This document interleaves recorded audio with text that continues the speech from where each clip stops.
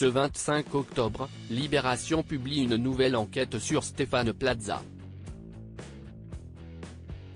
Il y est révélé l'ambiance délétère que fait régner l'agent immobilier autour de lui. Le quotidien qui a accédé au dossier judiciaire dévoile également une scène ahurissante qui se serait déroulée entre l'animateur et l'une de ses ex-compagnes. Qu'il semble lointain le temps des premières apparitions télévisuelles de Stéphane Plaza. À l'époque des premiers numéros de recherche appartement ou maison, il semble être la version agent immobilier de Gaston Lagaffe, ce qu'il faut de timidité et de maladresse pour charmer le public. Et ça marche.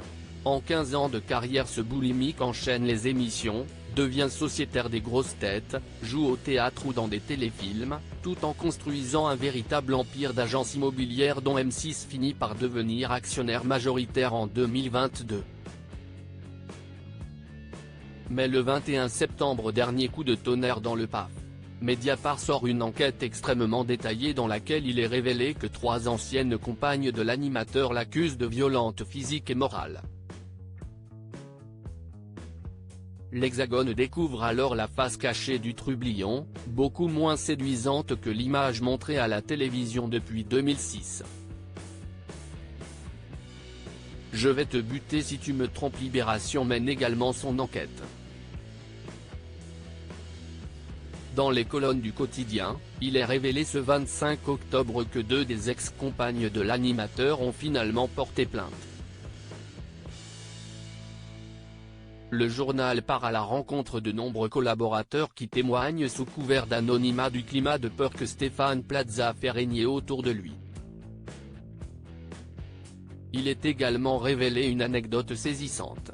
Selon les informations de Libération, l'une des anciennes compagnes de l'animateur a révélé dans sa plainte déposée devant la justice que Stéphane Plaza est un jour rentré à la maison ivre de colère après avoir consulté une médium. Pendant leur séance, cette dernière lui aurait mis en tête qu'elle fréquentait d'autres hommes.